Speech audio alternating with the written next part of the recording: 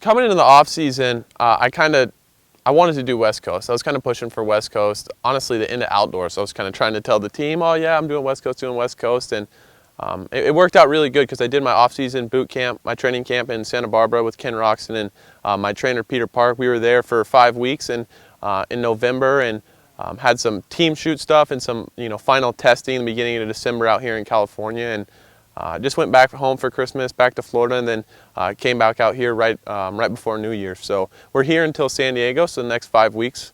I've been enjoying it. I think as I've grown older, I've kind of gotten more comfortable with California. Obviously, coming from Florida, super laid back, a lot different, but it's my second home now, so it's completely normal to me.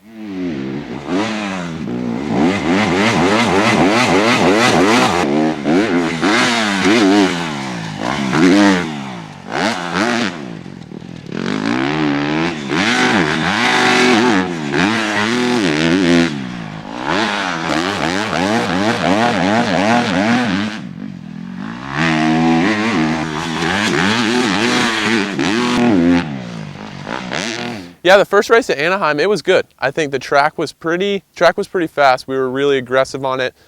As it's been told, there wasn't a whole lot to separate, so I didn't get the greatest to start. I felt like I made moves in the beginning, which was good, and obviously got the third place, good podium, good points to get out of there. And I think for me, the feeling that the third place isn't great because I want to win, and obviously the expectations for myself is to win and to win a championship. But for me, the feeling was good. I feel like I have more in the tank, and it's kind of like when you go out there and do like a fast lap in qualifying. You either feel like, man, that was like a death lap, like that's on the edge of my seat, I can't do that again, or you come back and you're like, even if you're not fastest, you're like, man, that was good, like I have more in the tank, I feel good, and that's what Anaheim was for me. It just gave me a good feeling of where I'm at, and yeah, it was good to get out of there with some good points.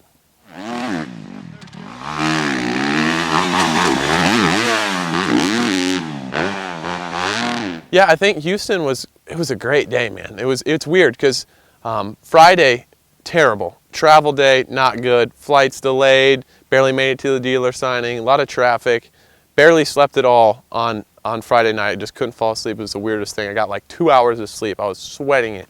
Felt so great all day long. I was fastest in free practice, both qualifying sessions, won my heat race, and man, in the main event I felt amazing too. I felt so good, almost too good. I was like, I can't feel this good and let this win slip away from me. And I lost track of time, like in my mind. Like I felt like I had to make everything happen right away. And looking back, of course, hindsight 2020, I should have just, picked my spots, been a little bit more patient, and made passes when they were available to me. But man, I wanted it so bad. And yeah, so I think for me, it's just about trying to just be a little bit smarter in those situations. Just, hang back, and even looking back at it, I crashed, got back up, passed a lot of those guys again, and was in third right behind Joey, possibly able to pass for second. And looking back, with 2 laps to go, I'm sitting in third place. Like, I mean, that's a fine night after a crash, But for me, it's like I want to win so bad. I felt like I was selling myself short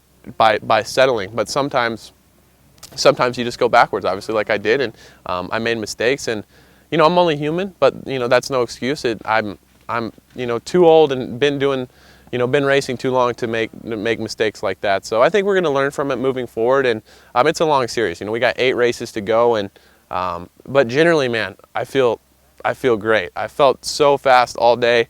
I'm finally fit for the first time. Like, I'm the first time going to the gate, and I'm like I got 20 in me. Like, let's do this. Like, let's throw down. Like, I'm ready to battle for 20 minutes if need be, and that just gives me so much confidence. I feel so strong on the bike, and yeah, it's just about executing better in those big moments, and I'm absolutely capable of it, and plan to do that at Anaheim too coming up.